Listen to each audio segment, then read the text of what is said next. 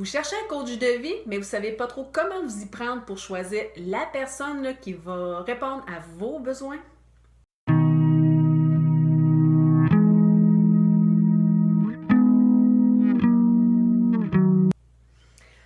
Bonjour, ici Marie-Christine Savard, coach de vie, éducatrice spécialisée, auteure et créatrice des ateliers Ouvrez les portes du bonheur.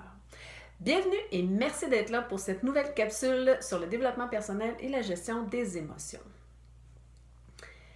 Choisir le bon coach de vie, c'est pas toujours évident lorsqu'on recherche un intervenant en relation d'aide pour nous aider dans nos difficultés. Surtout que pour être coach de vie, ça ne demande aucune qualification particulière. Ce qui signifie que monsieur, madame, tout le monde peut s'improviser coach de vie.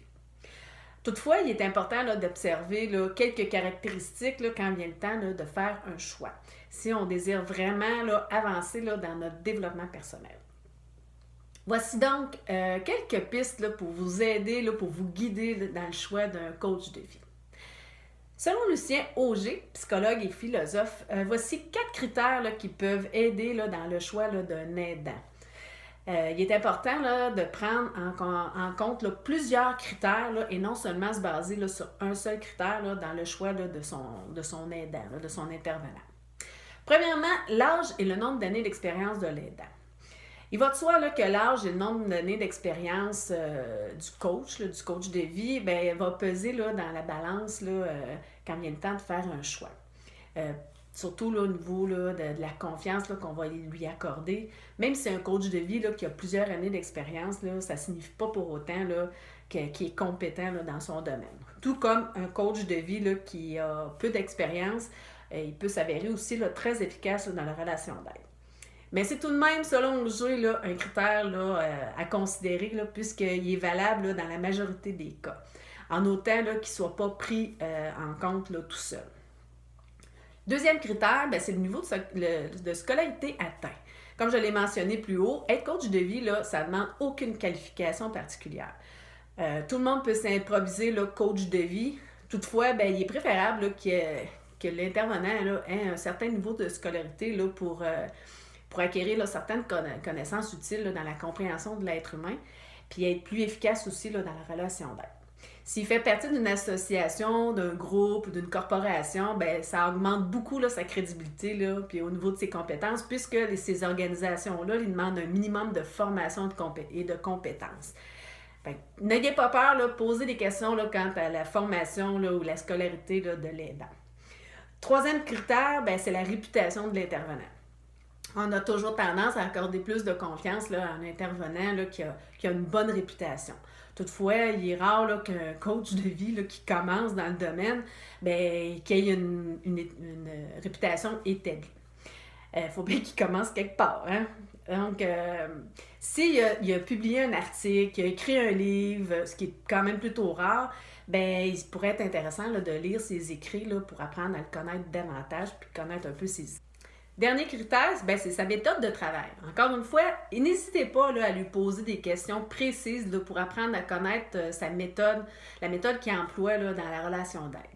Comme le dit si bien Lucien Auger, un aidant compétent et expérimenté devrait être capable de vous expliquer sans faire appel à un vocabulaire technique, mais bien dans un langage que vous comprenez, les objectifs et les procédures qu'il vous propose. N'hésitez pas à lui demander quelle approche il utilise et si vous aurez des devoirs à faire entre les rencontres. Il est souhaitable de travailler entre les rencontres si on désire un changement efficace et durable.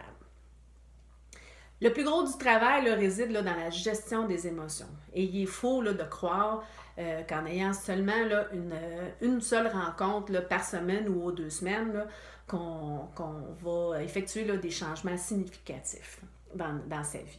Aussi, l'intervenant doit être en mesure de vous suggérer une liste d'ouvrages à consulter afin de vous aider dans votre développement personnel. Maintenant, si vous avez choisi votre coach de vie, voici à quoi vous attendre. Tout d'abord, le coach de vie, ni aucun autre intervenant d'ailleurs en relation d'aide, ne fait de miracle. Il est donc important de prendre conscience qu'il ne peut pas faire les changements à votre place. Il peut vous donner des outils pour effectuer les changements désirés, mais il ne peut pas, là, en aucun temps, là, utiliser les outils là, à votre place. Il est donc essentiel là, que vous vous investissiez là, dans la relation d'aide. Deuxièmement, il peut arriver là, que vous développiez de l'affection là, pour votre coach de vie. Surtout là, si vous n'êtes pas habitué là, de recevoir là, cette acceptation-là là, sans jugement là, de la part d'une personne. Qu'une personne là, tente vraiment là, de vous comprendre là, au lieu de chercher à vous juger ou à vous critiquer. Il est important là, de ne pas vous attendre à la réciprocité. Souvenez-vous là, que le coach il est là pour vous aider et non pas là, pour se faire des amis ou pour vous prendre en pitié. Il est là pour vous faire prendre conscience que vous êtes responsable des blessures là, que vous vous infligez et pour vous aider là, à reprendre là, le contrôle là, sur votre vie. Mais surtout, apprendre à mieux gérer vos émotions. Il est à noter que la compréhension n'a rien à voir avec l'approbation. C'est pas parce que le coach de vie va comprendre là, ce qui vous a amené à penser ou agir de telle ou telle façon là, qu'il va nécessairement approuver vos pensées et vos actions. De toute façon, le coach de vie, il n'est pas là pour approuver ou désapprouver quoi que ce soit, puisque chaque personne a le droit de vivre là, sa vie là, comme il l'entend. Comme je répète encore, je cite encore, Auger, c'est une chose de reconnaître le droit de chacun de vivre à sa manière, c'en est une autre de tomber d'accord là, avec chacun de ses choix. Troisièmement, si tout va pour le mieux, là, c'est-à-dire que le coach là, il est efficace et que vous mettez des efforts là, de votre côté, vous pouvez vous attendre à observer là, des changements là, assez rapidement. Toutefois, si ce n'est pas le cas, ne vous inquiétez pas. C'est normal. Ça se peut là, que vous ayez là, des rechutes, puis ça fait partie là, du processus. Là. Ça se peut là, qu'un problème là, que vous vouliez régler, là, il s'avère un petit peu plus complexe là, que vous pensiez.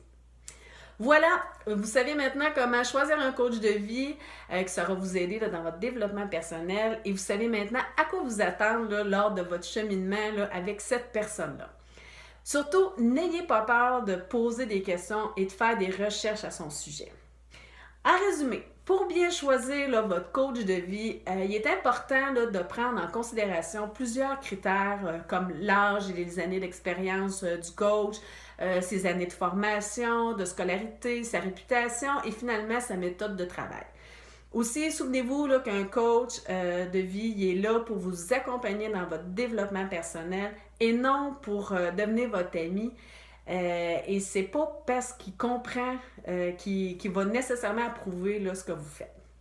Finalement, ça se peut que vos difficultés demandent plus de temps et plus de travail que prévu. Ne vous inquiétez pas, c'est normal.